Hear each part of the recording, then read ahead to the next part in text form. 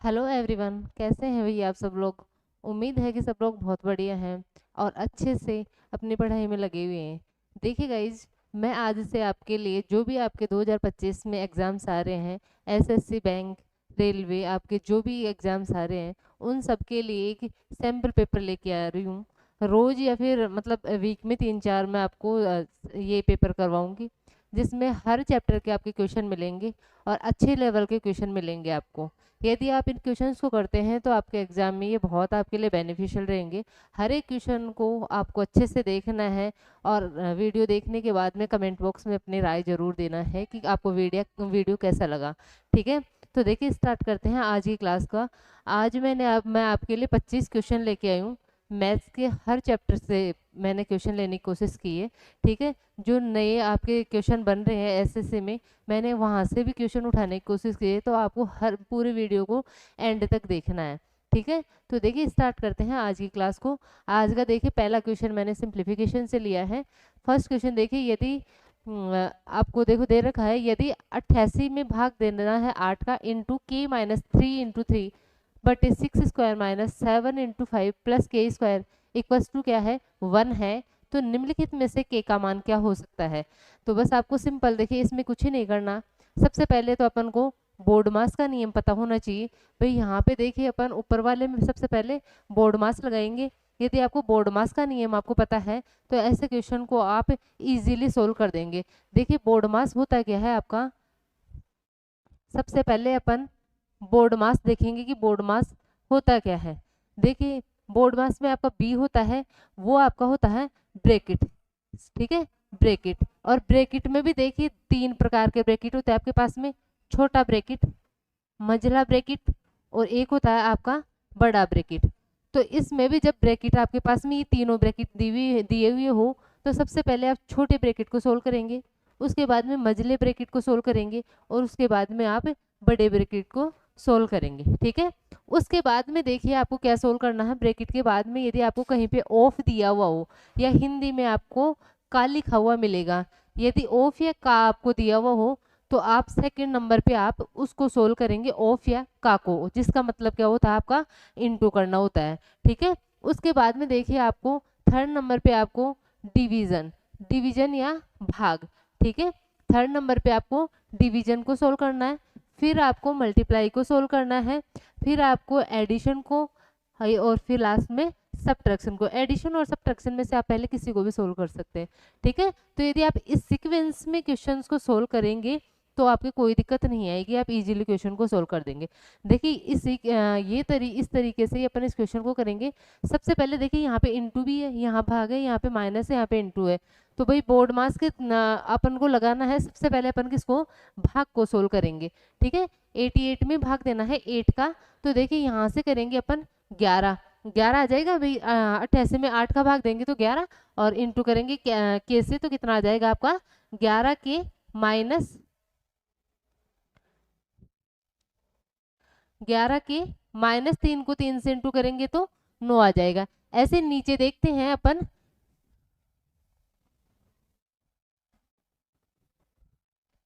देखिए नीचे क्या हो जाएगा, 6 का स्क्वायर कितना हो जाएगा आपका 36 माइनस 7 इंटू 5 कितना हो जाएगा 35 प्लस के स्क्वायर बराबर किसके हो जाएगा ये 1 के। ठीक है, अब देखिए इसको इधर ले जाते हैं, यहाँ पे 36 में से 35 जाता है आपका तो 1 बच जाएगा, और ऊपर देखिए क्या है 11 के माइनस 9 और इधर क्या बच जाएगा आपका 1 प्लस के स्क्वायर।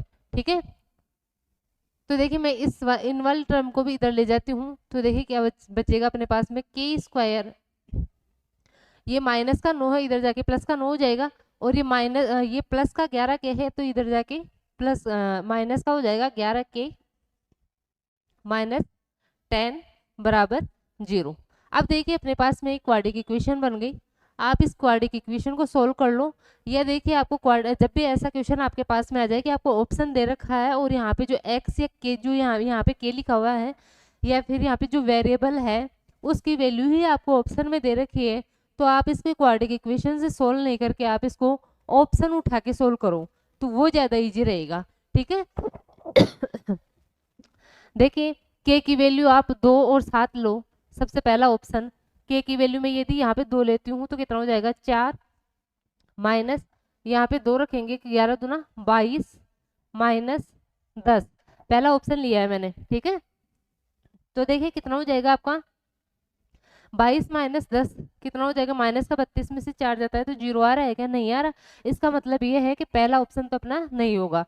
जब एक को चेक किया तो एक से नहीं आ रहा तो दूसरा तो अपन को चेक करना ही नहीं है, 7 को तो अपन को चेक करना ही नहीं है, ठीक है। अब देखिए यहाँ पे 4 रखते हैं अपन, तो देखिए 4 रखेंगे इसमें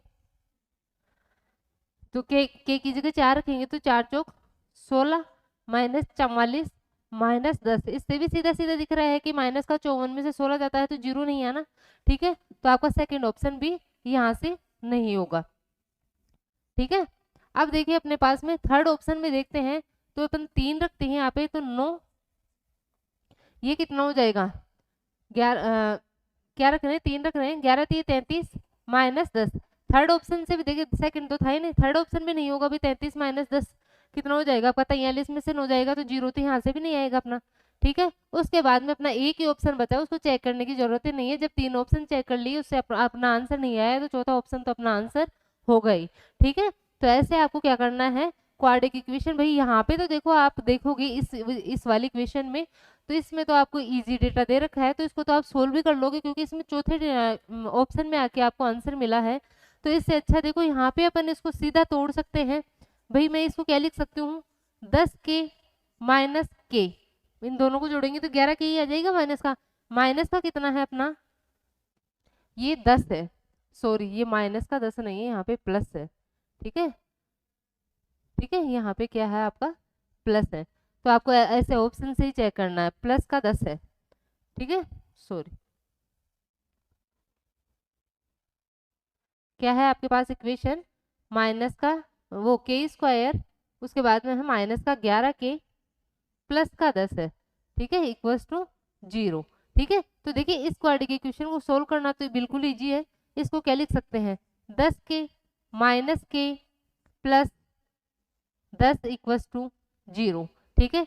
इन दोनों टर्म में से अपन के माइनस कॉमन लेते हैं तो अंदर क्या बच जाएगा यहाँ पे के, और यहाँ पे कितना बच जाएगा आपका 10 बच जाएगा, ठीक है। ऐसे ही यहाँ से माइनस का 1 कॉमन ले लेती हूँ मैं, तो ये क्या बच जाएगा के माइनस 10 यहाँ पे भी बच जाएगा, ठीक है। तो देखिए अपने पास में यहाँ से अपन के माइनस 10 को कॉमन ले लेते हैं तो अपने पास में क्या आ गया के माइनस 10 और एक आ जाएगा के माइनस यहाँ पे कितना बच जाएगा माइनस का 1 इक्वल्स टू कितना दे रखा है आपको, ये 0 के इक्वल दे रखा है। अब देखिए ये 0 कब हो सकता है, या तो आपका के बराबर हो किसके, या तो आपकी ये वाली टर्म 0 हो, मतलब या तो आपके के माइनस 10 0 होना चाहिए तब आपका यहाँ पे 0 आ सकता है, या आपका के माइनस 1 ये 0 के इक्वल होना चाहिए तब आपका यहाँ पे 0 आएगा, ठीक है। तो यदि दोनों कंडीशन लगाते हैं तो देखिए यहाँ से के का मान अपना 10 और यहाँ से के की वैल्यू अपनी कितनी आ जाएगी 1 आ जाएगी। तो ऑप्शन नंबर कौन सा अपना डी एकदम सही हो जाएगा, ठीक है। ऐसे इस क्वेश्चन को सोल्व करना रहता है। देखिए नेक्स्ट क्वेश्चन है, यदि 7 8 4 5 के 854 11 से विभाज्य है तो के का मान क्या है। देखिए भाई आपको इसके लिए 11 के विभाजकता का नियम पता होना चाहिए कि 11 के विभाजकता का नियम क्या होता है, ठीक है। 11 के विभाजकता के 2-3 नियम होते हैं, आपको सारे पता होने चाहिए और आपको ये भी पता होना चाहिए कि कौन से क्वेश्चन में अपन को कौन सा नियम लगाने से अपना आंसर जल्दी आ सकता है। देखिए इस क्वेश्चन में मैं आपको देखिए क्या दे रखा है 7 8 4 5 के 8 5 4, ये क्या बोल रहा है कि ये 11 से विभाज्य है ये संख्या, ठीक है। तो देखिए इसका मैंने आपको एक नियम बता रखा है पहले भी कि 11 की विभाजकता का नियम एक तो क्या होता है, ऑड और इवन प्लेस में जो संख्याएं होती हैं उनको जोड़ के जब माइनस करते हैं तो उनका जो डिफरेंस आता है वो या तो 0 होना चाहिए या 11 का मल्टीपल होना चाहिए, जैसे 11 22 33 आपका 44 ऐसे होना चाहिए, ठीक है। तो ही वो संख्या 11 से विभाज्य होगी। और एक नियम मैंने आपको और बताया था कि इधर से आप क्या कर लो 2-2 के जोड़े बना लो ऐसे, ठीक है, ऐसे 2-2 के जोड़े बना लो, ठीक है। और उसके बाद में रिमाइंडर पता कर लो। अब इस वाले क्वेश्चन में क्या होना चाहिए, रिमाइंडर 0 आना चाहिए, तभी तो ये संख्या 11 से विभाज्य होगी। रिमाइंडर क्या आना चाहिए 0 आना चाहिए, तभी ये संख्या आपकी 11 से विभाज्य होगी। तो रिमाइंडर कैसे पता करते हैं? 11 की विभाजकता में आप क्या कर लो, ऐसे दो दो के जोड़े बना लो और फिर देख लो 78 में अपन 11 का भाग देते हैं तो 11 7 77 होता है। क्या बच जाएगा यहाँ से रिमाइंडर, यहाँ से शेषफल अपना कितना बच जाएगा, प्लस का 1 बच जाएगा। ठीक है, ऐसे ही 45 में यदि अपन 11 का भाग देते हैं तो 44 तक तो चला जाएगा। क्या बच जाएगा, यहाँ से भी आपका रिमाइंडर कितना बच जाएगा, इन दोनों में भी प्लस का 1 बच जाएगा। अब देखो के का मान तो अपन को पता करना है। सबसे पहले 54 को देखो, 54 में यदि 11 का भाग देते हैं अपन तो भी 55 में जाएगा, 54 में नहीं जाएगा। और 55 में जाएगा तो 54 में कितना वो आ जाएगा, शेषफल कितना आ जाएगा, माइनस का 1 आ जाएगा। अब अपन को पता है कि रिमाइंडर अपना क्या बचना चाहिए, 0 बचना चाहिए। देखिए यहाँ पे -1 और +1, यहाँ ये वाले तो कैंसिल हो जाएंगे, अभी भी +1 है। इस +1 को मैं खत्म करने के लिए भाई यहाँ पे क्या होना चाहिए, इसमें इन दोनों में के 8 में मैं भाग दूं 11 का तो मेरे पास में रिमाइंडर आना चाहिए -1, तभी तो +1 और -1 मिलके 0 बना देंगे और ये संख्या आपकी 11 से विभाज्य हो जाएगी। ठीक है, तो देखिए यहाँ पे के की वैल्यू क्या रखूं कि मेरे पास में जो रिमाइंडर आए वो कितना आए, -1 आए।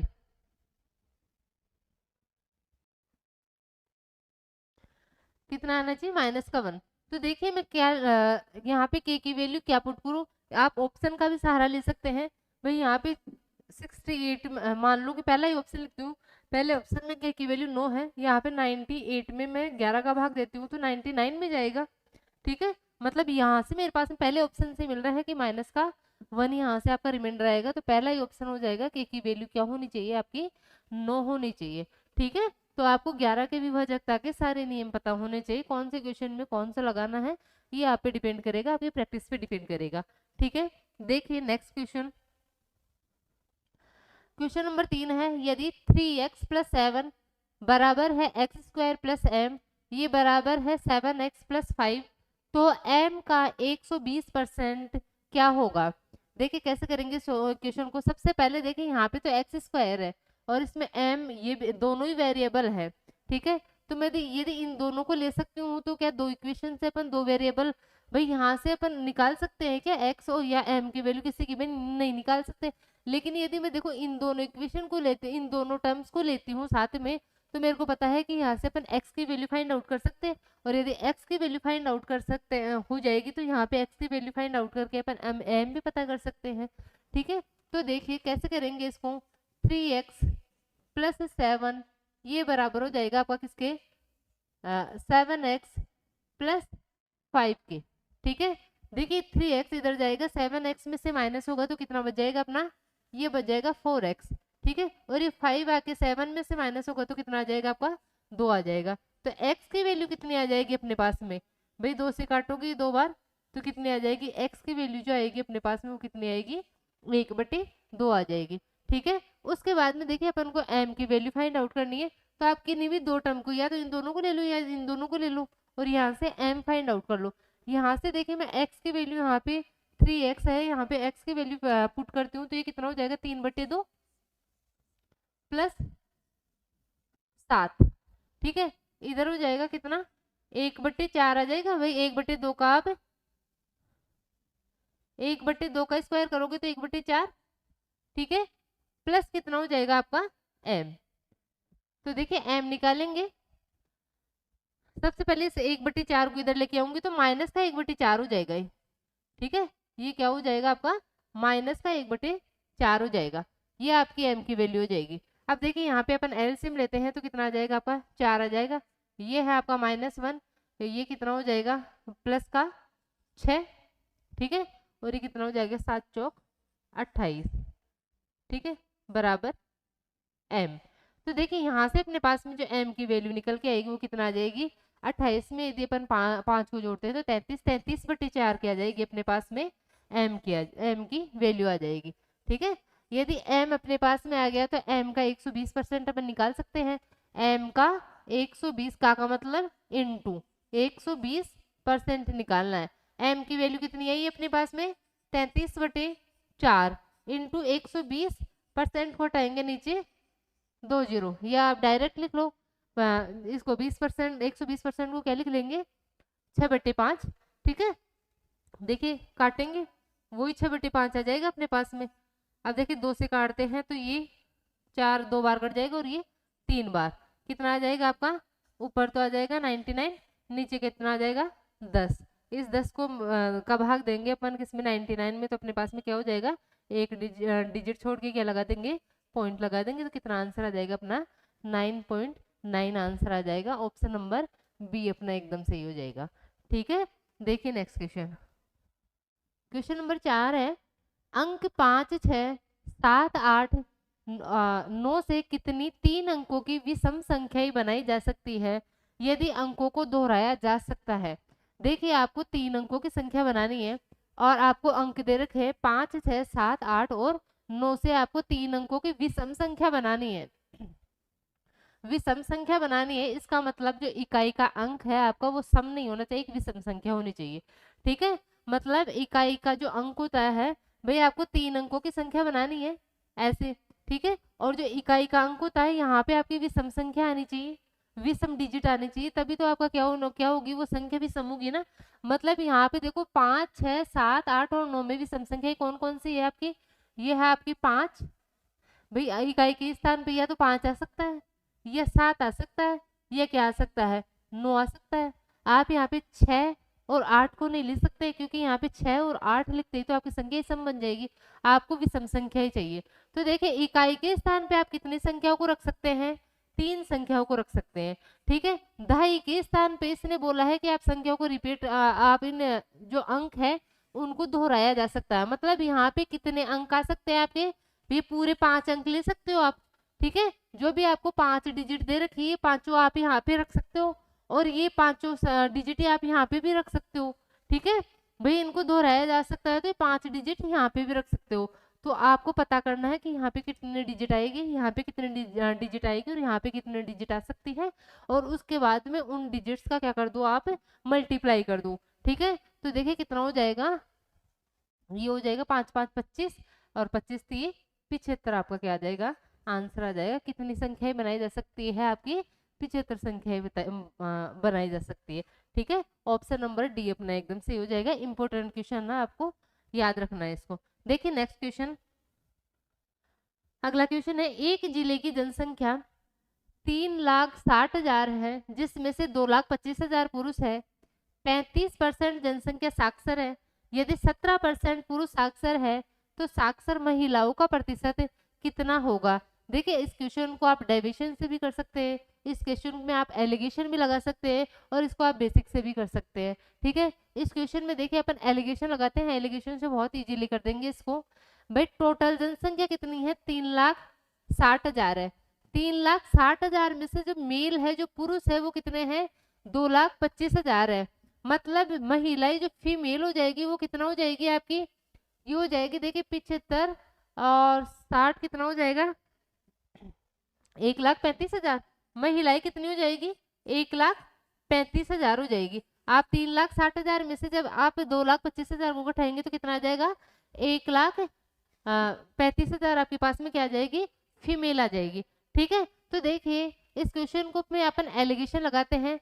देखिए यहाँ पे मेल लिख लेते हैं, यहाँ पे फीमेल। भैया आपने चैप्टर पढ़ रखे हैं तो आपको पता है कि एलिगेशन कैसे लगाते हैं। और मेल और फीमेल का जो कॉम्बिनेशन आता है वो आता है आपका बीच में। पूरी जनसंख्या मतलब मेल और फीमेल कहाँ आ जाएगा आपका? बीच में। यहाँ पे देखिए जो पूरी जनसंख्या ना 35% जनसंख्या में, मतलब मेल और फीमेल दोनों को मिला के 35% जनसंख्या आपकी साक्षर है। तो ये दोनों को मिला के जो आता है वो आपका बीच में आता है, यहाँ पे आ जाएगा। ठीक है,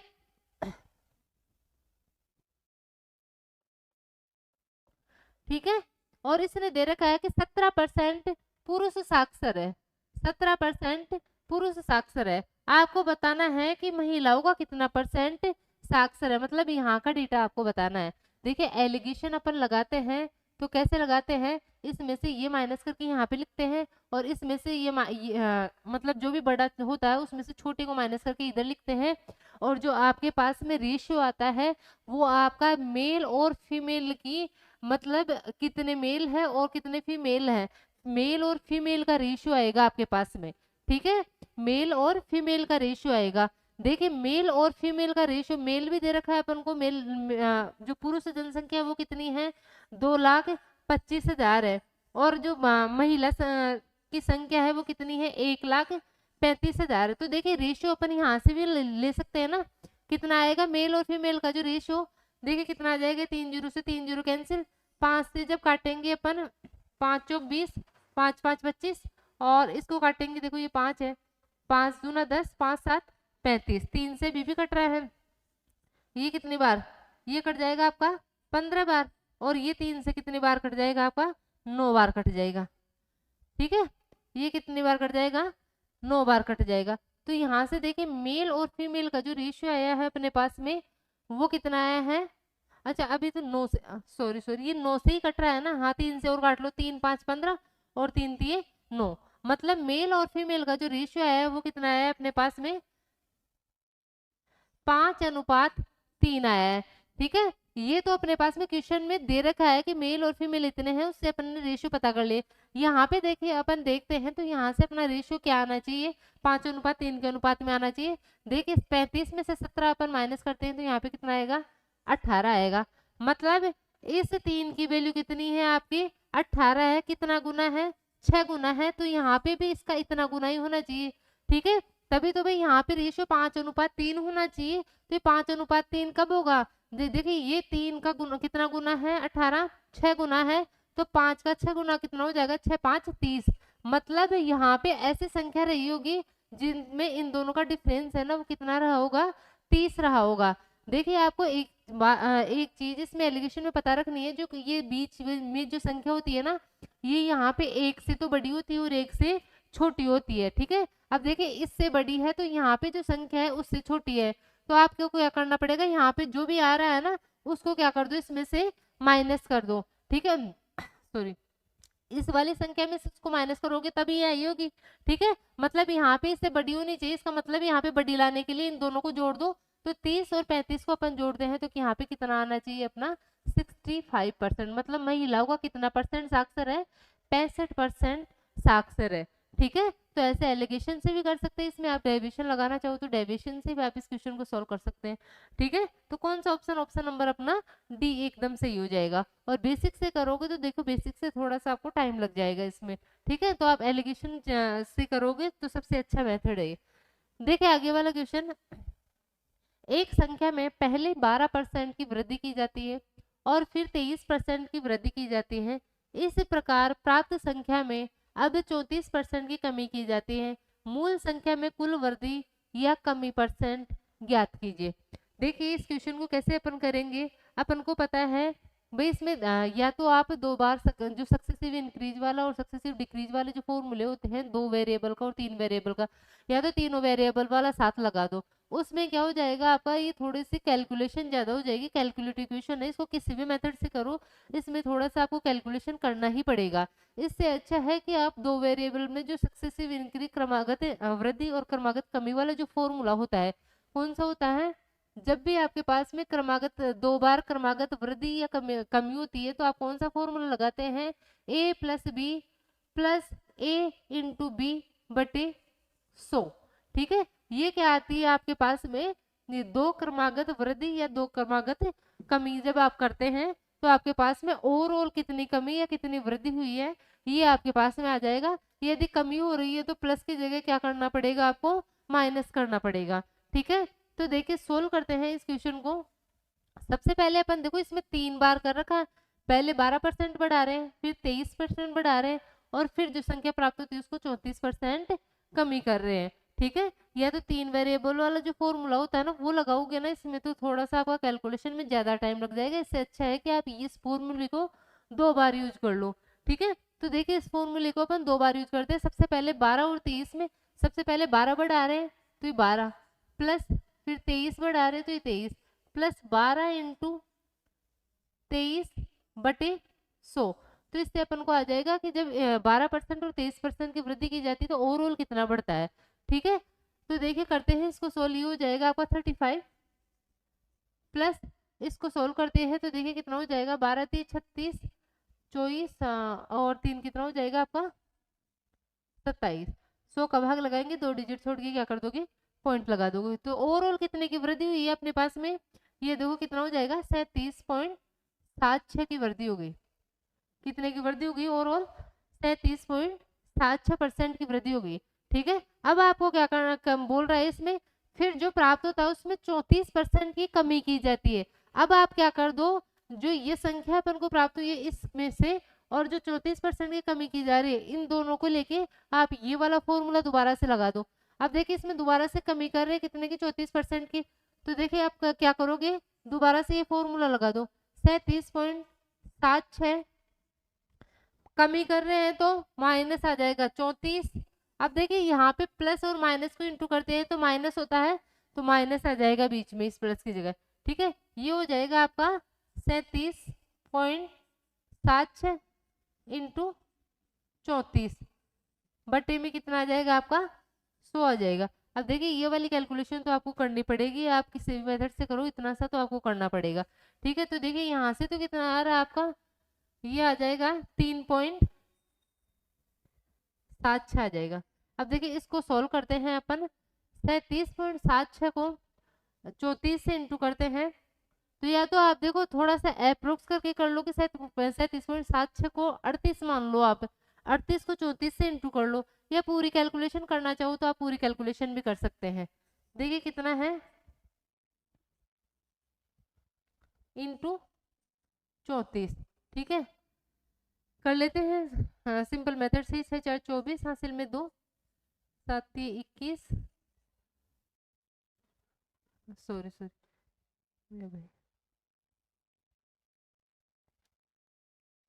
किसको इंटू करना है? 37.76 को, या आप ऐसे कर लो इसको अप्रोक्स 38 मान लो।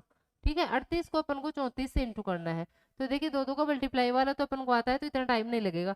8 चौक 32 हासिल में 3, थोड़ा सा ज्यादा आएगा, ध्यान रखना कि थोड़ा सा ज्यादा माना है तो थोड़ा सा ज्यादा अपने पास में आएगा।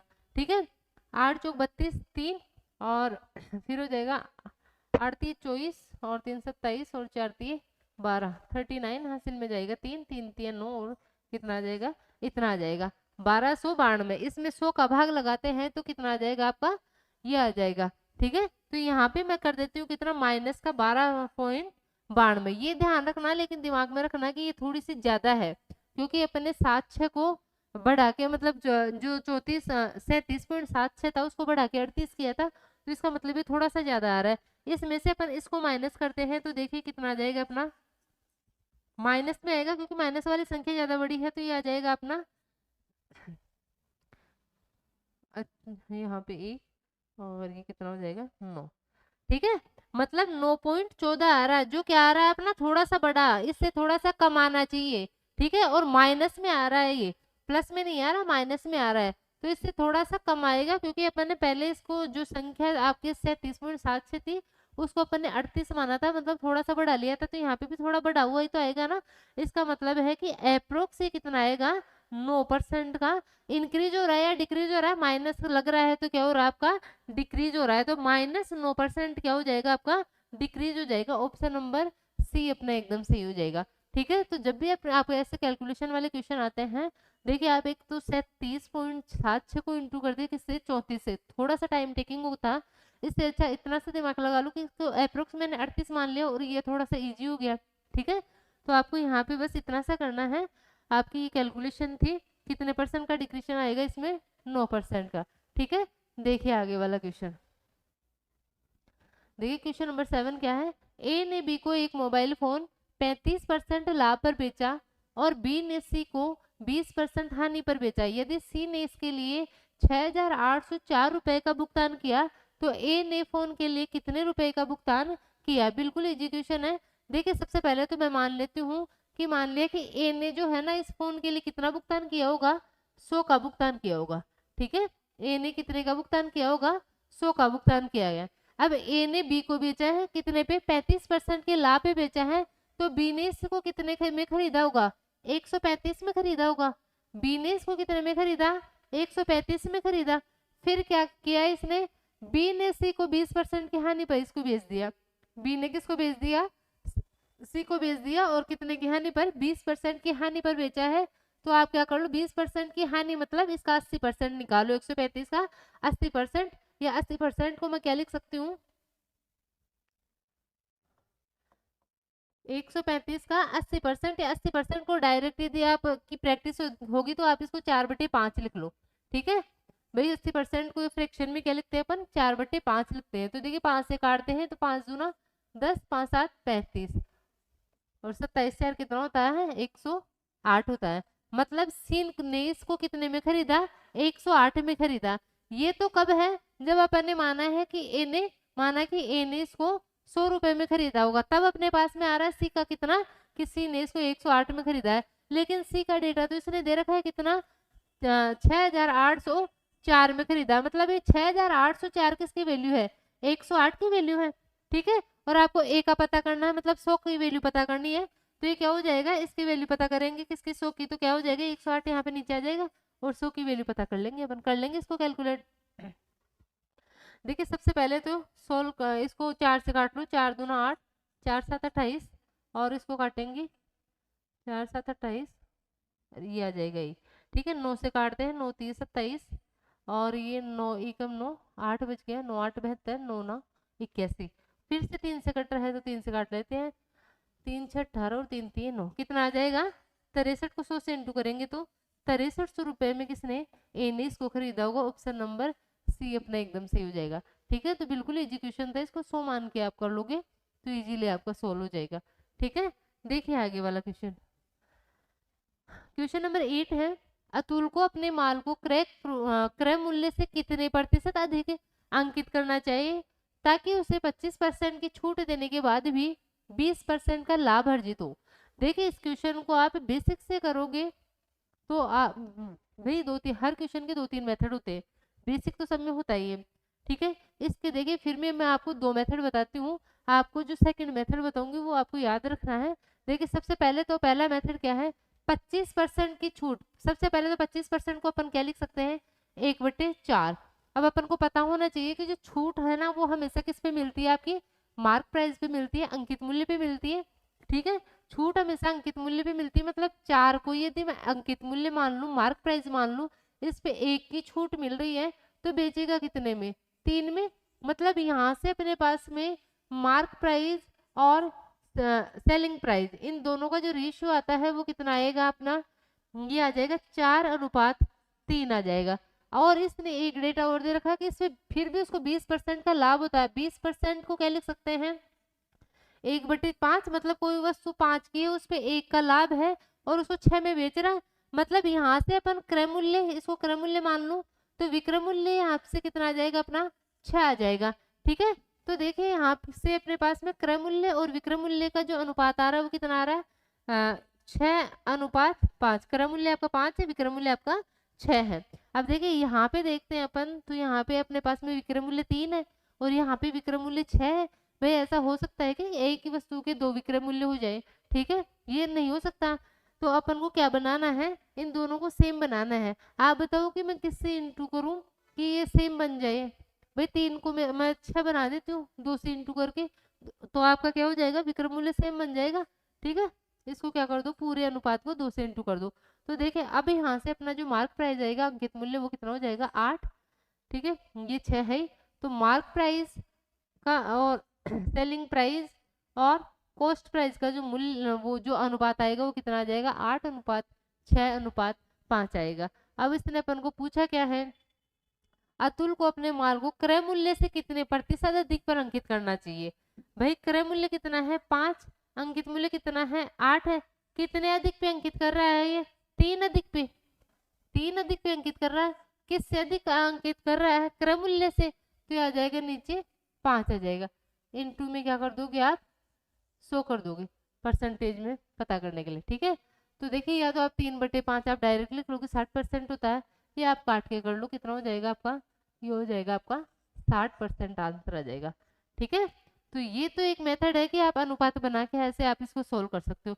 एक आपके पास में देखिए सिंपल सा जो मेथड मैं हमेशा आपको बताती हूँ, वो आपको याद रखना है, एक फॉर्मूला है। भैया आपका जो फॉर्मूला क्या है, इनसे ही बना है कि आपका जो क्रय मूल्य और अंकित मूल्य का जो अनुपात होता है ना, वो किसके बराबर होता है, ये होता है आपका 100 माइनस, भाई किसके बराबर होगा, 100 माइनस डी बटे 100 प्लस पी। ठीक है, यदि आप ये याद रख लेते हैं तो ये आपके बहुत सारे क्वेश्चंस में आपको हेल्प करेगा। ठीक है भाई, क्रय मूल्य और अंकित मूल्य का जो अनुपात होता है वो किसके अनुपात के बराबर होता है? 100 माइनस डी, डी का मतलब डिस्काउंट छूट, बटे 100 प्लस पी, पी का मतलब प्रॉफिट, या आपका यहाँ पे लॉस भी आ सकता है, लॉस आएगा तो यहाँ पे क्या आएगा आपका? माइनस आएगा। लॉस करोगे तो यहाँ पे क्या करोगे? जब भी लॉस हो रहा होगा तो यहाँ पे माइनस आएगा। ठीक है, ये आपको याद रखना है। ये वाला जो ये वाला फॉर्मूला आपका बहुत ही बेनिफिशियल है, आप यदि इसको याद रखते हैं तो बहुत क्वेश्चंस में आपका काम आता है। यदि आपको ये याद है तो देखो, इसमें इतना नहीं करके आप कितने से में इसको सोल्व कर दोगे। आपको बोल रहा है कि क्रम मूल्य से कितने प्रतिशत अधिक पे अंकित करना चाहिए। अपन यहाँ से क्रम मूल्य और अंकित मूल्य का रेशियो पता कर सकते हैं क्या? 100 माइनस डी का मतलब कितना हो जाएगा? 25% की छूट मिल रही है तो 100 में से 25 घटाते हैं तो कितना आ जाएगा अपना? 75 आ जाएगा। और नीचे क्या आ जाएगा? कितने का लाभ हो रहा है? 20% का, मतलब 100 में आप 20 जोड़ दो तो कितना आ जाएगा आपका? 120। तो देखिए यहाँ से अपने पास में क्रम मूल्य और मार्क प्राइस का सीधा सीधा रेशियो आ जाएगा। काट लो इसको, देखो उससे 5 से काटते हैं तो ये 15 बार, और ये 5 से काटते हैं तो ये कितना आ जाएगा आपका? 24 आ जाएगा। फिर 3 से काट लेते हैं, ये 5 बार और ये 8 बार। आ गया ना अपने पास में क्रम मूल्य और जो अंकित मूल्य उसका रेशियो आ गया। यही यहाँ पे आ रहा था 5:8 ही यहाँ पे आ रहा था। अब आगे जो अपन ने ये किया है कि कितना अधिक अंकित किया है? 3 अधिक अंकित किया है, किससे? 5 से ज्यादा किया है ना अंकित। ठीक है, तो ऐसे इसको सोल्व कर लेंगे। तो ये मोस्ट इंपोर्टेंट है, आपको याद रखना है। ठीक है, देखिए नेक्स्ट क्वेश्चन। 30 छात्रों के एक समूह ने एक टेस्ट दिया। 12 छात्रों का औसत स्कोर 62 है और बाकी छात्रों का औसत स्कोर भी 62 है। समूह का औसत स्कोर ज्ञात कीजिए। देखिए ये क्वेश्चन ऐसा था, इसमें पेन उठाने की भी आपको जरूरत नहीं थी भाई। टोटल 30 छात्र थे और इनका जो औसत स्कोर था, सॉरी, इनका औसत स्कोर पता करना। टोटल 30 छात्र थे, इनमें से 12 छात्रों का जो एवरेज था वो कितना था? 62 था। और बाकी बच गए, बाकी कितने बच गए? 18। इनका भी एवरेज कितना है? 62 है। जब इन सबका ही एवरेज 62 है, इन 12 का भी 62 है, इन 18 का भी 62 है, तो पूरी क्लास का भी 62 हो जाएगा। ठीक है भाई, मैं मान लेती हूँ किसी क्लास में 5 लोग हैं और सबका एवरेज कितना है? 30-30 है। सबका एवरेज कितना है? 30-30 है। तो भाई पूरी क्लास का एवरेज ही क्या हो जाएगा आपका? 30 ही हो जाएगा। सबको 30-30 मार्क्स मिले हैं। ठीक है, 5 स्टूडेंट है, सबको 30-30 मार्क्स मिले हैं। तो मेरे को ये बताओ कि भाई क्लास का एवरेज कितना हो जाएगा? उस क्लास का एवरेज भी 30 ही आ जाएगा। बस सब बच्चों को जब 62 एवरेज वो स्कोर मिला है, तभी तो आपका पूरी क्लास उसका। देखो, यदि इन 12 छात्रों को जो एवरेज जो मिला नंबर मिले हैं 62 नंबर मिले हैं, तभी तो इन 12 छात्रों का जो एवरेज हो जाएगा वो 62 हो जाएगा। ऐसे ही यदि बाकी बच्चे भी 18 छात्रों में प्रत्येक को मैं 62 नंबर दे दूं तो पूरे 18 बच्चों का भी जो औसत स्कोर आएगा वो कितना आ जाएगा आपका? 62 ही आ जाएगा। तो इसका मतलब है सब बच्चों को जब 62 में नंबर मिल रहे तो पूरी क्लास के नंबर भी जो औसत आएगा, एवरेज आएगा, वो भी कितना हो जाएगा आपका? 62 ही आएगा। तो इस क्वेश्चन में तो आपको कुछ भी नहीं करना था। इसमें जो आगे के टाइप है थोड़े से अच्छे लेवल के हैं, वो मैं आगे के जो पेपर आएंगे आपके, हर पेपर में आपके 1-1 2-2 क्वेश्चन लूंगी। ठीक है, तो इसमें तो आपको कुछ भी नहीं करना था। इसमें भी 12 छात्र और 18 छात्र, सबका इस औसत आपका कितना था? 62 दे रखा था, तो पूरी क्लास का भी कितना हो जाएगा आपको? 62 हो जाएगा औसत स्कोर। ठीक है, तो देखिए नेक्स्ट नेक्स्ट क्वेश्चन देखिए। क्वेश्चन नंबर 10 बहुत इंपॉर्टेंट क्वेश्चन है। एक चोर ने 600 मीटर की दूरी पर एक पुलिसकर्मी को देखा। चोर भागने लगा, पुलिसकर्मी ने उसका पीछा किया। चोर और पुलिसकर्मी क्रमशः 12 किलोमीटर पर घंटा और 15 किलोमीटर पर घंटे की चाल से दौड़ रहे।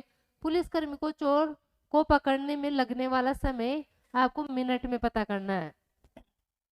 देखिए इस क्वेश्चन को कैसे करेंगे।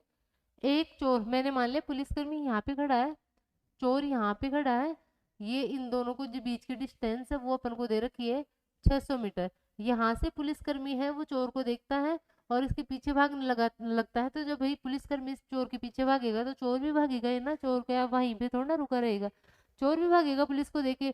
तो ये चोर इधर भागने लगता है, पुलिसकर्मी इसके पीछे पीछे भागता है। ठीक है, तो मेरे को एक बात बताओ, दोनों के बीच की डिस्टेंस कितनी है? 600 मीटर है। इस 600 मीटर को ही तो कवर कर, जब चोर को पकड़ लेगा, जो पुलिसकर्मी इस 600 मीटर को ही तो कवर करेगा ना, तो टोटल डिस्टेंस कितनी कवर करेगा, 600।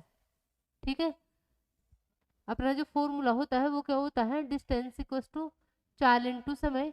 अपन को समय पता करना है, तो समय मतलब टी का मान पता करना है, तो क्या हो जाएगा, दूरी बटे समय आ जाएगा। तो यहाँ से अपन को समय पता करना है, तो दूरी कितनी है, 600, दूरी बटे चाल आ जाएगी। तो चाल क्या लेंगे अपन, देखिए जब भी आपके पास में दो ऑब्जेक्ट होते हैं और उस केस में यदि आप चाल लेते हैं तो आपको पता है कि आप रिलेटिव स्पीड या सापेक्ष चाल लेते हैं।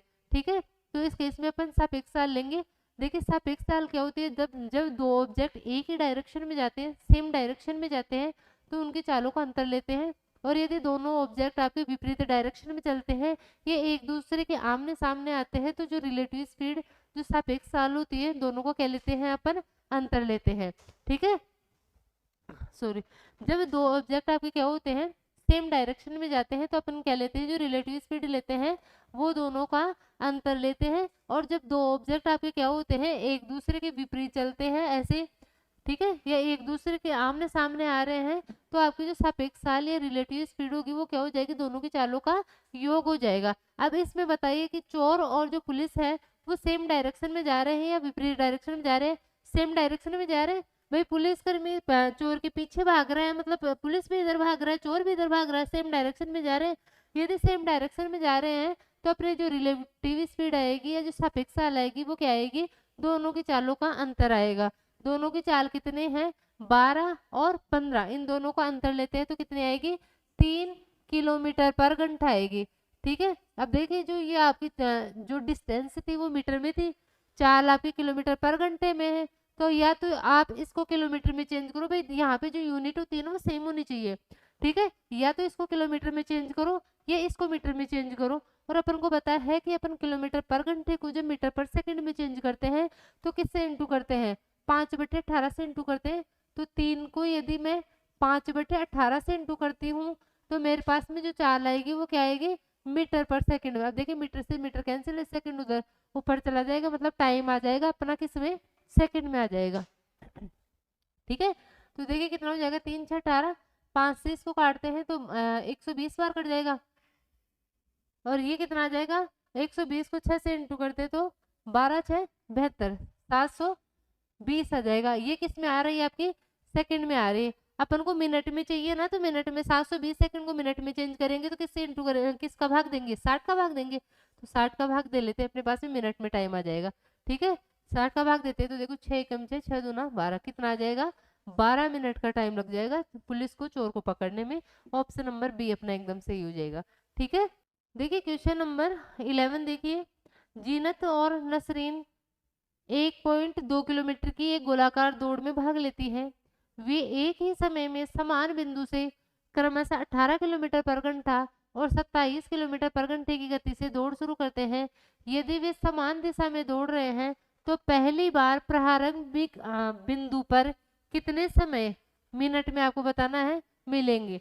देखिए बहुत ही इंपॉर्टेंट क्वेश्चन है भाई, आपके पास एक ऐसा वर्ताकार पथ है, यहाँ से कौन, जीनत और नसरीन दोनों जो इस वर्ताकार पथ की जो लंबाई दे रखी है वो दे रखी है आपको 1.2 किलोमीटर।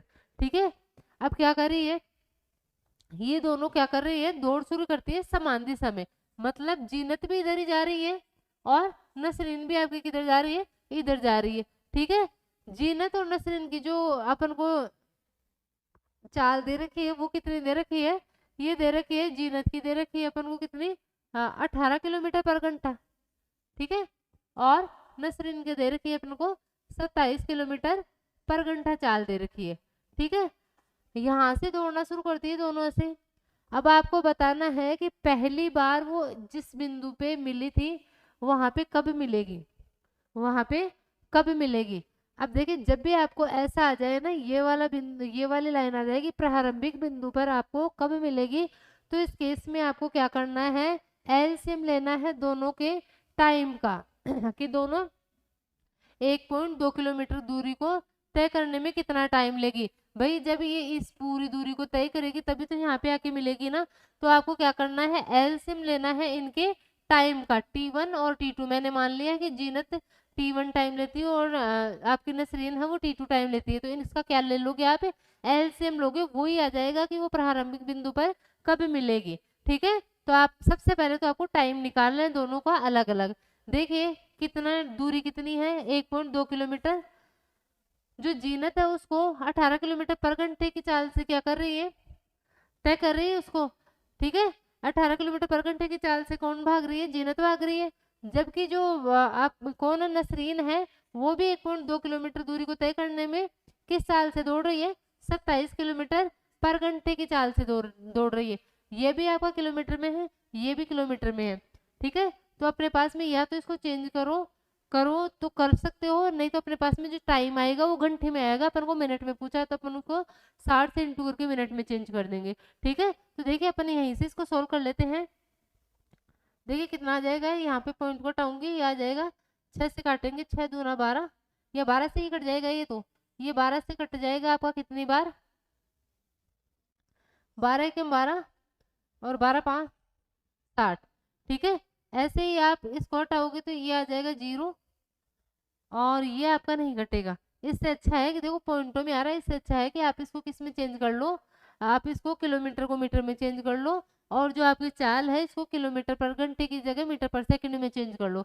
जो अपन को आता है भाई 1200, 1.2 किलोमीटर को 1200 मीटर लिख दूं। 1200 मीटर की दूरी तय करने में जीनत को किस साल से जा रही है, 18 किलोमीटर पर घंटा। 18 किलोमीटर पर घंटे को मैं मीटर पर सेकंड में चेंज करूँ तो 5/18 से इंटू करूंगी, 18 से 18 कैंसिल, और यहाँ पे कितना आ जाएगा अपना 5 आ जाएगा। ऐसे इसकी चाल को मैं क्या करूँ, 5/18 से इंटू करूँ तो कितना आ जाएगा, देखिए ये आ जाएगा अपना 9 दूना 18, 9 तिये 27, कितना आ जाएगा 15/2 आ जाएगा। मतलब 1200 में 15/2 का भाग देंगे तो 15 नीचे 2 आएगा, ऊपर मैं इंटू कर दूं तो ये आ जाएगी क्या, दोनों का समय आ जाएगा। इसका क्या लेना है, एलसीएम लेना। अभी देखो काटते हैं इसको, 5 दूना 10 और 5 चौक 20, यहाँ पे आ जाएगा 240 सेकंड। मतलब जीनत को लगते हैं 240 सेकंड और नसरीन को कितना टाइम लग रहा है, 15 × 120 होता है, ये हो जाएगा 160। तो कितना आ जाएगा 240 और 160 आ जाएगा दोनों का टाइम। ठीक है, इनका क्या लेना है अपन को, एलसीएम लेना है, वही आ जाएगा अपना प्रारंभिक बिंदु पर मिलने का समय आ जाएगा। ठीक है, तो देखिए क्या करते हैं, इन दोनों का एलसीएम अपन जब लेते हैं तो कितना आएगा अपना, भाई इसको मैं बड़ी वाली संख्या को 2 से इंटू करूं तो देखो 480 है ना, और 160 का भाग जाएगा इसमें तो कितना आ जाएगा 480 आ जाएगा।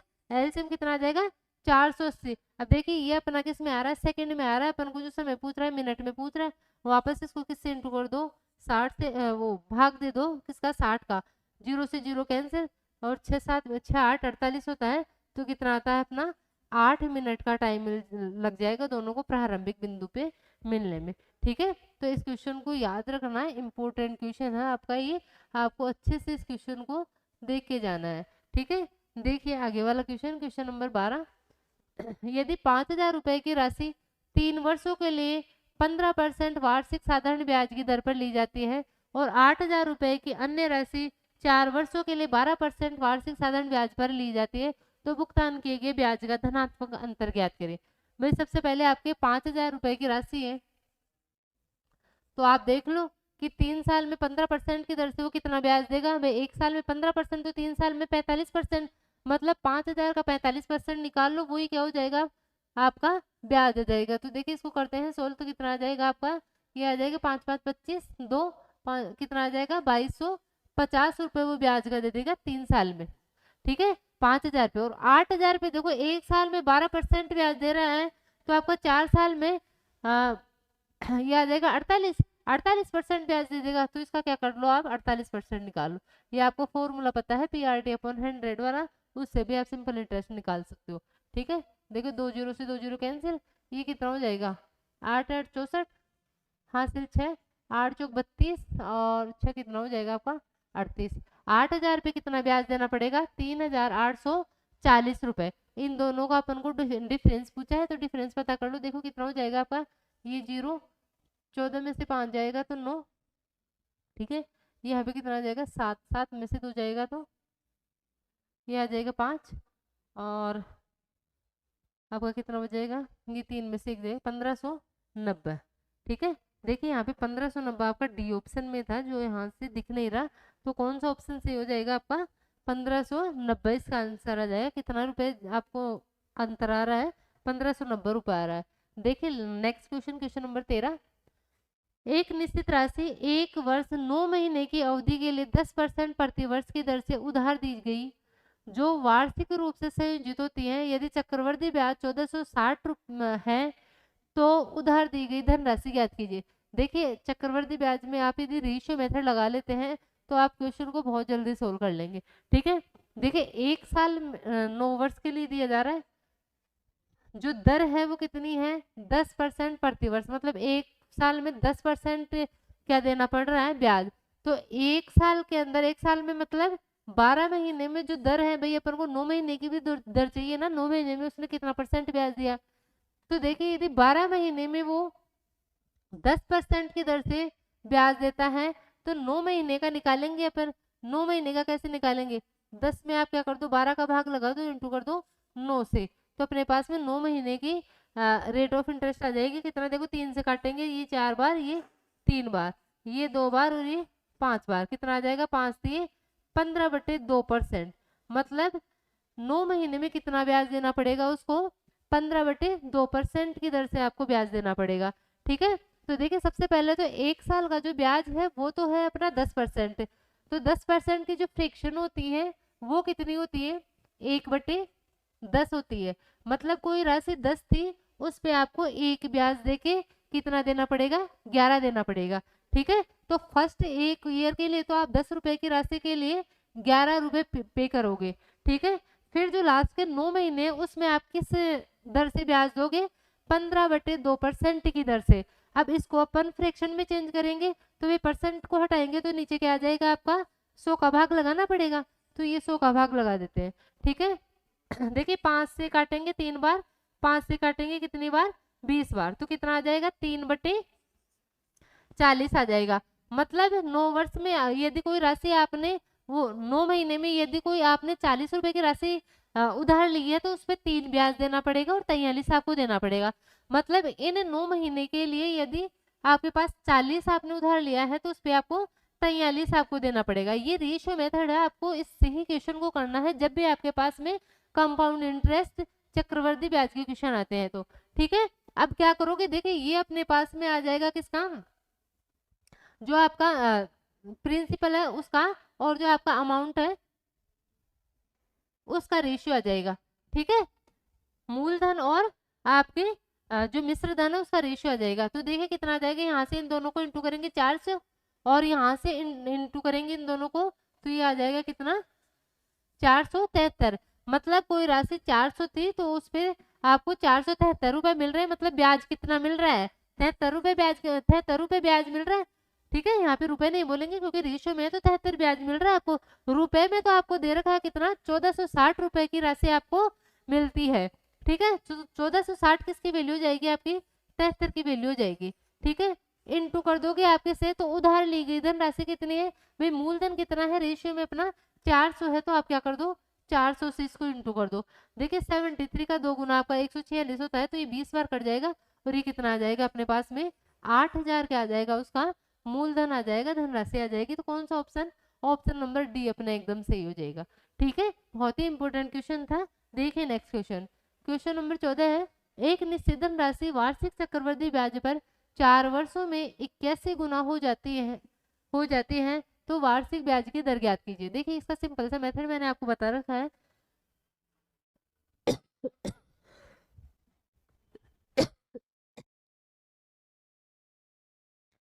देखिए इस क्वेश्चन को कैसे करेंगे अपन, यहाँ पे मैंने मान लिया कि कोई अमाउंट था कितना, सॉरी कोई धनराशि, कोई प्रिंसिपल है, आपने 1 रुपया उधार लिया और वो कितने 4 वर्ष में कितना गुना हो जाता है 81 गुना, मतलब 1 रुपए की राशि कितनी हो गई 81 हो गई। ठीक है, कितना अमाउंट बन गया 1 रुपया कितना बन गया 81 बन गया, कितने साल में 4 साल में। ठीक है, तो जब भी आपके पास में ऐसा क्वेश्चन आ जाता है तो देखिए आपको 1 साल का अमाउंट और 1 साल का प्रिंसिपल निकालने के लिए देखिए मैंने सिंपल सा आपको मेथड बता रखा है कि जब भी आपके पास में ऐसा आ जाए तो आप क्या कर लो, यदि 4 वर्ष दे रखा है तो रूट ऑफ 4 निकाल लो इनका, यदि 3 वर्ष दे रखा था तो रूट ऑफ 3 निकाल लेते। ठीक है, ऐसे इन क्वेश्चंस को करना होता है। तो देखिए आपके यहाँ से अपन करेंगे तो भाई एक तो एक ही रहेगा आपका 81, किसको 4 बार इंटू करने से आता है 3 को, तो ये आ जाएगा 3। तो ये जो आपके पास रेशियो आएगा वो 1 साल के प्रिंसिपल, 1 साल के मूलधन और मिश्र धन का रेशियो आ जाएगा। 1 साल में यदि आपने 1 रुपए उधार दिया है तो आपको 3 रुपए मिलेंगे 1 साल बाद में। इसका मतलब आपको ब्याज मिल रहा है कितना, 2। ये 2 ब्याज मिल रहा है किस पे, इस 1 पे मिल रहा है, इंटू कर देंगे 100 से, तो आपके पास में रेट ऑफ इंटरेस्ट ब्याज की दर आ जाएगी। ठीक है, तो कितनी आ जाएगी अपनी, 200% की आ जाएगी, ब्याज की दर आ जाएगी। ऑप्शन नंबर डी अपना एकदम से हो जाएगा। ठीक है, देखिए नेक्स्ट क्वेश्चन। देखिए नेक्स्ट क्वेश्चन क्या है आपके पास में, के का वह मान ज्ञात कीजिए जिसके लिए समीकरण के निकाय 4x plus 6y equal to 7 तथा 6x प्लस के प्लस 4 इंटू वाई माइनस 21 का एक अद्वितीय हल है। देखिए इसके लिए आपको 3 कंडीशन जो दे रखी है कि जब भी आपकी दोनों लाइनें क्या होती है, समपाती होती हैं, तो उस केस में क्या होता है आपका, जब भी लाइनें समपाती होती है मतलब एक दूसरे के ऊपर होती है, तो देखिए a1 बटे a2 बराबर होता है b1 बटे b2 बराबर होता है c1 बटे c2 के। और इस केस में आपको क्या बता रखा है कि इसके अनेक हल होंगे, इसके क्या होंगे, अनेक हल होंगे। एक केस आता है आपका कि जब आपका a1 बटे a2 ये बराबर है आपके b1 बटे b2 और ये नॉट इक्वल टू है c1 बटे c2, तो इस केस में क्या होती है, दोनों जो लाइनें होती है वो एक दूसरे के समांतर होती है, पैरेलल होती है। और इसमें क्या होता है आपका, इसमें क्या हो जाएगा आपका, ये हो जाएगा कोई हल नहीं होगा, सॉरी सॉरी।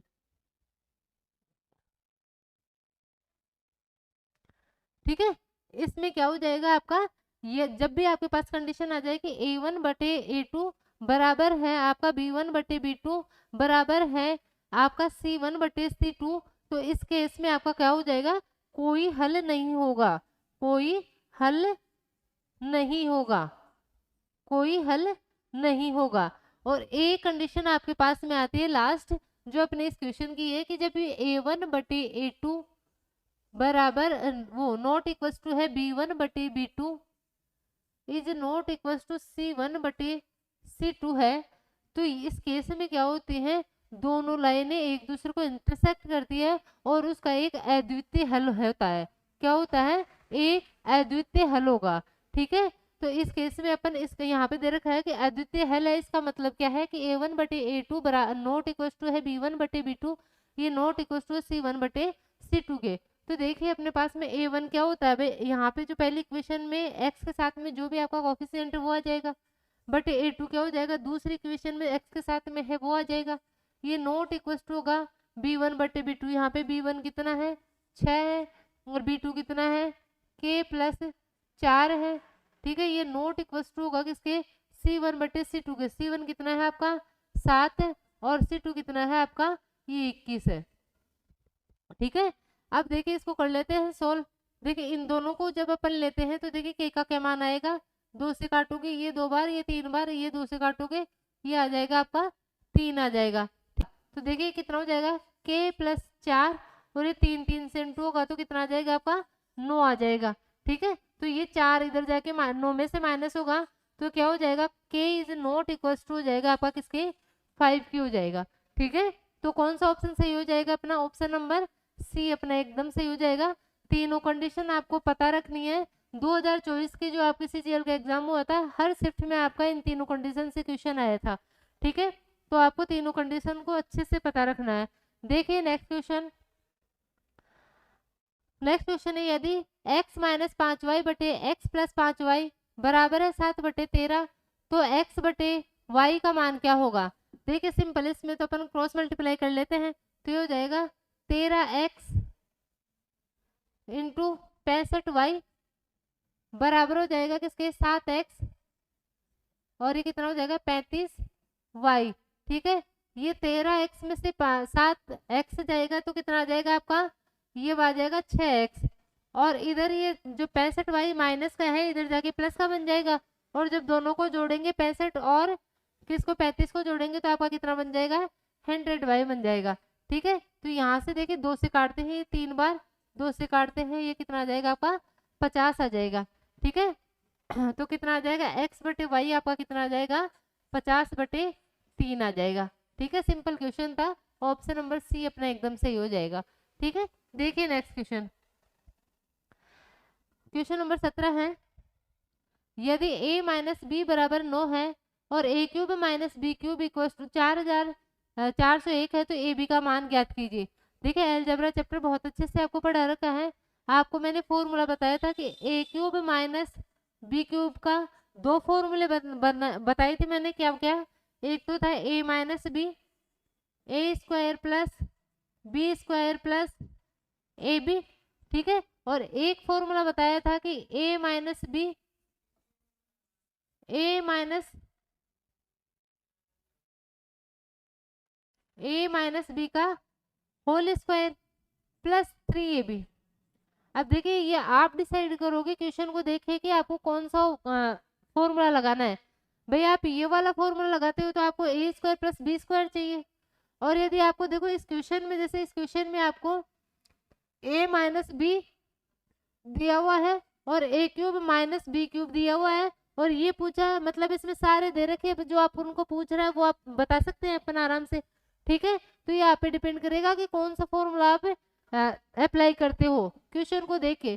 तो देखिए ये वाला फॉर्मूला जब अपन लगाते हैं तो ए क्यूब माइनस बी क्यूब कितना दे रखा है, ये दे रखा है 4401 बराबर a माइनस बी कितना है, ये है 9। ठीक है, यहाँ पे 9 रखेंगे, 9 का स्क्वायर 81 प्लस 3ab। ठीक है, देखिए काटते हैं इसको, 9 5 45 तो ज्यादा हो जाएगा, 9 चौक 36, 8 9 8 72, 9 9 81। ठीक है, और इसमें से जब अपन इसको माइनस करते हैं तो कितना आ जाएगा अपना, ये आ जाएगा 408। ठीक है, मतलब 3ab की वैल्यू कितनी आ गई अपने पास में 408। अपन को ab की वैल्यू चाहिए तो 3 से काट लो इसको, कितना आ जाएगा, ये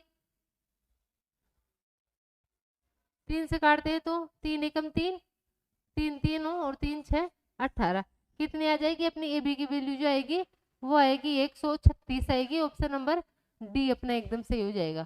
ठीक है, देखिए नेक्स्ट क्वेश्चन, क्वेश्चन नंबर 18 है, इसको सिंप्लीफाई करिए। देखिए या तो इसको आप गुणनखंड करके इसको ब्रेक करके करोगे, या इसमें आप देखो सिंपल सा मेथड लगा दो कि इसमें आप एक वेरिएबल को किसी को भी जीरो मान लो। ठीक है, एक वेरिएबल को आप जीरो मान लेते हो, और किसको जीरो मानना है ये भी आप डिसाइड करोगे। देखिए अपन यहाँ पे जो बी देख रहे हैं, बी के साथ में जो संख्या देख रहे हैं यहाँ पे माइनस का 64 है, यहाँ पे देखो इसके साथ में प्लस का 64 आएगा, यहाँ पे भी प्लस का 64 आएगा, और ये माइनस का 36 बी स्क्वायर है। मतलब लगभग आपके अलग है, दो ही ऑप्शन में आपका सेम है, जबकि अपन इसमें देखेंगे ए स्क्वायर के साथ में सब में 25 ए स्क्वायर आएगा अपना। ठीक है, तो आप क्या करो इसमें, इस क्वेश्चन में आप बी को रहने दो, ए को आप जीरो कर दो, एक की जगह आप क्या लिख दो, एक को जीरो मान लो, तो सही अपना अपन को पता चल जाएगा कि कौन सा ऑप्शन सही होगा। ठीक है, तो देखिए अपन ए को जीरो मानते हैं तो ये टर्म आपकी जीरो हो जाएगी, ये टर्म आपकी जीरो हो जाएगी, और ये टर्म आपकी जीरो हो जाएगी, और ये भी आपकी जीरो हो जाएगी। कितना बच जाएगा आपका माइनस का 48 बी स्क्वायर, और इधर 8 बी, और यहाँ नीचे कितना बच जाएगा 6 बी। तो देखिए 20 से बी कैंसिल हो जाएगा, 6 से 6 48 होता है, माइनस का आ रहा है। ठीक है, और कितना आ जाएगा आपका यहाँ पे 8 आ जाएगा, और ये 8 है ही अपना, कितना आना चाहिए मतलब 64 बी स्क्वायर आना चाहिए, और वो भी माइनस का। देखिए यदि यहाँ पे प्लस आ जाता तो कंफ्यूज रहते क्योंकि दो ऑप्शन में मैच कर रहा था, लेकिन इसमें माइनस का 64 बी स्क्वायर आ रहा है और वो आपका एक ही ऑप्शन में है। कौन से ऑप्शन में, ऑप्शन नंबर ए में। तो आप इसको डायरेक्ट ऐसे भी कर सकते हैं बिल्कुल इजीली। ठीक है, नहीं तो आपको इस ऊपर वाले के फैक्टर करने पड़ेंगे, देखो इसके, और इसके फैक्टर के लिए आपको दिमाग लगाना पड़ेगा। देखो इसको क्या लिख सकते हैं, इस वाले टर्म को अपन लिख सकते हैं क्या, इसको लिख सकते हैं 5a, इसको लिख सकते हैं अपन 5a minus 8b into 5a plus 6b, ये देखो आपको दिमाग लगाना पड़ेगा इसके फैक्टर बनाने में, ठीक है। तो देखिए ऐसे फैक्टर करके भी आपका देखो 5a 6b से ये कैंसिल हो जाएगा और ये दोनों जब इनटू करोगे आपका तो ऑप्शन नंबर ए ही आपका सही होगा, ठीक है। तो इतना नहीं करके अपन को थोड़ा सा ट्रिक लगा के ए को आप किसी भी वेरिएबल को आप 0 मान के कर लो, इसको इजीली हो जाएगा। देखिए नेक्स्ट क्वेश्चन, क्वेश्चन नंबर 19 ये है 10 72 माइनस 10 27 माइनस 10 72 इंटू 10 27 का मान ज्ञात कीजिए। देखिए यदि आप डायरेक्ट याद रख सको तो यदि a प्लस बी बराबर आपको दे रखा है 45 degree, sorry a minus B, ये आपको दिया हुआ है 45 डिग्री, तो 10a minus 10b minus 10a 10b, ये हमेशा किसके बराबर होगा, ये हमेशा 1 के बराबर होगा। यदि आपको पता है तो आप डायरेक्ट इस क्वेश्चन को करके आ सकते थे, और ये क्यों होगा ये आप देखिए। देखिए 10a माइनस बी का जो फॉर्मूला होता है, यहाँ पे मैं इससे ही कर देती हूँ। 10a माइनस बी का फॉर्मूला अपन को पता है कि क्या होता है, 10a माइनस 10b बटे में हो जाएगा आपका 1 माइनस 10a 10b, ठीक है। माइनस नहीं आएगा, यदि ऊपर माइनस है तो नीचे प्लस आता है, 1 प्लस 10a इंटू 10b, ठीक है। इस केस में देखिए आपको दो दे रखे 72 और 27, 72 को मैं a मान लेती हूँ, 27 को b मान लेती हूँ। तो देखिए 10 72 माइनस 27 इक्वल हो जाएगा 1072 माइनस 1027 बटे में क्या आ जाएगा 1 प्लस 10 72 10 27, ठीक है। तो देखिए इन दोनों को माइनस करते हैं तो अपने पास में आएगा 45, और 10 45 की वैल्यू कितनी होती है 1 होती है, तो इसको लिख दिया मैंने 1। ये बराबर हो जाएगा आपका 10 72 माइनस 10 27 बटे में हो जाएगा 1 प्लस 10 72 इंटू 10 27। अब देखिए इसको इससे इंटू करते हैं अपन, तो अपने पास में आएगा 10 72 माइनस 10 27 बराबर हो जाएगा किसके 1 प्लस 10 72 10 27 के, ठीक है। तो देखिए इस वाले टर्म को मैं यदि इधर लिया हूं तो ये इधर आके आपकी माइनस की हो जाएगी, क्या ये इधर आके क्या हो जाएगी आपकी माइनस की हो जाएगी, और ये जो 1 था इधर ये 1 रह जाएगा। तो देखिए यही तो अपन को दे रखा है ना, यही अपन को दे रखा है 10 72 माइनस 10 27 माइनस 10 72 इंटू 10 27 का मान ज्ञात कीजिए, कितना हो जाएगा आपका 1 के इक्वल हो जाएगा। तो आपको इतना पता रखने की जरूरत नहीं है, यदि आपको पहले से कंडीशन पता है कि यदि a माइनस बी 45 आपका होता है 45 डिग्री है, तो 10a minus 10b minus 10a into 10b हमेशा किसके इक्वल हो जाएगा आपका 1 के इक्वल हो जाएगा। ऑप्शन नंबर बी अपना एकदम सही हो जाएगा, ठीक है। देखिए नेक्स्ट क्वेश्चन, क्वेश्चन नंबर 20, यदि sine a plus cos a बराबर 1/2√2 है तो साइन की पावर 4a प्लस कोस की पावर 4a का मान ज्ञात कीजिए। सबसे पहले तो देखिए साइन की पावर 4a प्लस कोस की पावर 4a को क्या लिख सकते हैं 1 minus 2 sine square a into cos square A लिख सकते हैं, ठीक है। वो कैसे कर लिखते हैं, साइन स्क्वायर ए प्लस कोस स्क्वायर ए का होल स्क्वायर कर दो भाई, तभी तो पावर में 4 आ सकता है ना। साइन स्क्वायर ए प्लस कोस स्क्वायर ए का क्या कर दो आप स्क्वायर कर दो। अब देखिए अपन को चाहिए साइन ए इंटू कोस ए चाहिए, वो कैसे ला सकते हैं, यदि मैं यहाँ पे दोनों तरफ स्क्वायर कर दूं, यहाँ पे दोनों तरफ जब स्क्वायर करते हैं तो देखिए अपने पास में क्या आएगा साइन स्क्वायर ए प्लस कोस स्क्वायर ए प्लस 2 साइन ए कोस ए, ठीक है। बराबर कितना हो जाएगा आपका 1/, इसका जब रूट करेंगे तो 4 इंटू 2 कितना हो जाएगा आपका 8 हो जाएगा, ठीक है। अब देखिए ये वाली टर्म तो आपकी 1 बन जाएगी, साइन स्क्वायर ए प्लस कोस स्क्वायर ए क्या होता है 1 होता है आपका, और ये 1 इसमें से माइनस होगा 1/8 में से, ठीक है। इसको क्या लिख सकते हैं अपन 1 लिख सकते हैं, और इधर लेके जाएंगे तो 1 माइनस का 1 हो जाएगा।